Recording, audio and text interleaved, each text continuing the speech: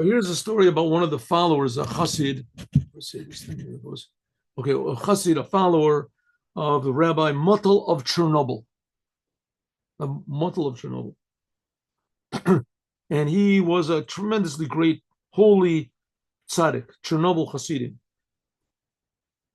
He would come once a year. He would go around to this different Hasidim.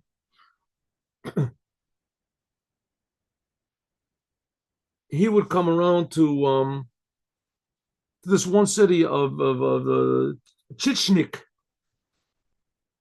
and he had one Chassid over there, a very rich man, and his name was Beryl of Chichnik. Beryl of Chichnik. And every year the Rebbe would stay by him. It would stay by him. I mean, he was rich by the standards of those times. He had a house that was like, 2 stories or whatever. But and nowadays it would be called lower middle class, whatever. But that in those days that was considered. So every year the Rebbe would stay by him. So he was looking forward to it, the date when the Rebbe would come, looking for the date when the Rebbe would come. And 1 week before the date came, as the Rebbe's secretary, let me get this thing over here. The Rebbe's secretary knocked on this Rabbi Beryl of Chichnik, his door, and said, hello, are you preparing for the Rebbe to come? He said, oh, yes, I am. I sure am. I have the room prepared, I have the place clean. He says, well, the Rebbe says that if you want him to stay by you, you have to pay $200,000. He said, what?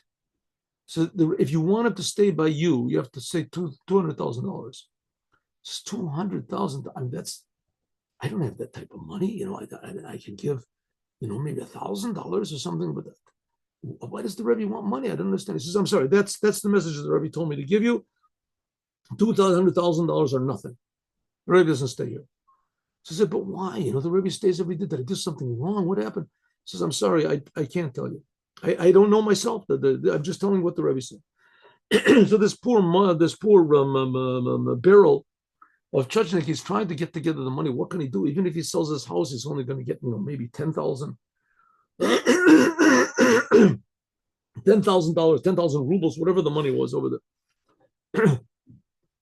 200,000. And sure enough, the Rebbe came to the town and he didn't go to his house. He didn't go to his house.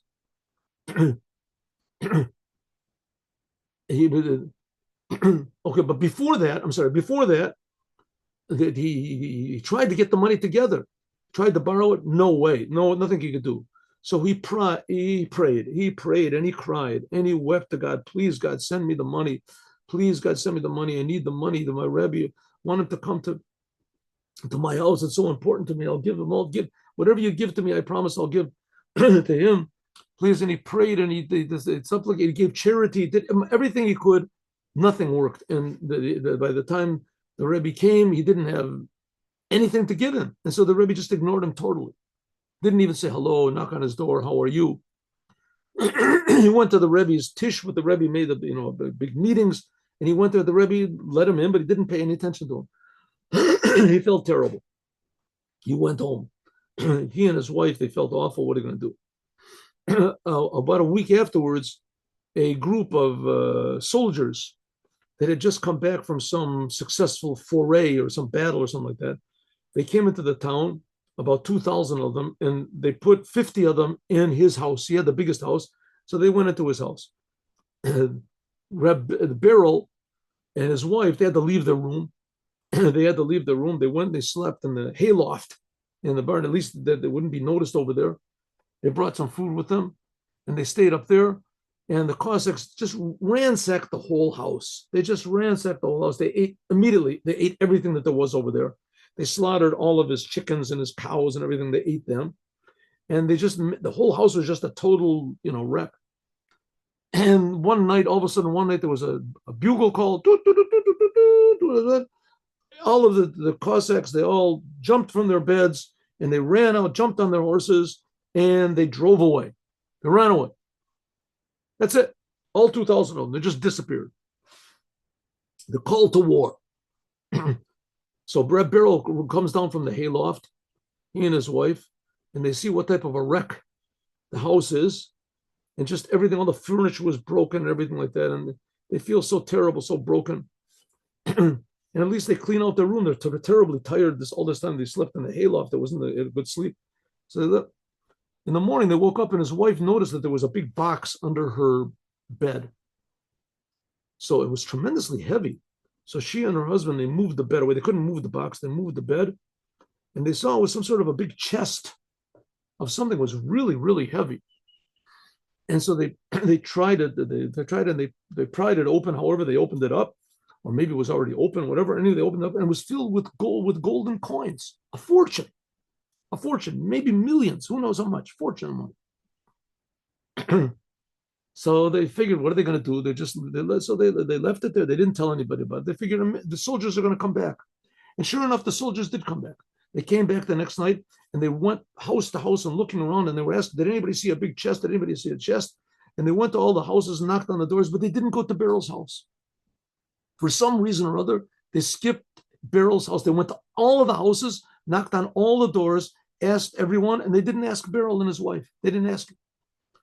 So they said, how can it be? We searched the whole place. We searched everywhere there was. Maybe we left it somewhere. Maybe it fell off the wagon. Maybe this, maybe that. Anyway, they come to all sorts of different theories, and they left. So Beryl left all of this money was under his bed. So he left it there for a month, 2 months, 3 months. After 4 months, he realized no one was going to come back and get it. So he went to his Rebbe of Chernobyl, and he said, Rebbe, I have the money if you want. Will you come next year? Said, listen, you found the big chest. He said, yeah, the big chest. He said, all that money is yours. The problem, there was a similar story to the Baal Shem Tov, I know, but all that money is yours. Your problem was that you had this money, you were the richest person in the town, and you weren't really that rich, but you didn't really give charity, in a way that you should have given charity. You always made sure you had enough for yourself, and you didn't really pray to God. You figured you already had it made, And that's why I told you I wasn't going to come to your house, that you would really start to pray and you really start to give charity. And you really start to do it. By means of that, you opened up the door to this blessing, which this money was waiting for you. So all the money is yours. You can take all the money. Of course, he gave charity and he gave a lot to the Rebbe, he gave this. But the point of the story is that sometimes our prayers and our supplications make the vessel that God gives us a bigger blessing than we even requested in the first place. So it means give charity, throw yourself on the Creator, pray to God for blessing, that God should give you a blessing according to His standards, and you'll see that there'll be miraculous results. And the biggest result is Mashiach now. Have a good day. See you all tomorrow at 8:15 in the morning. Shalom uvracha.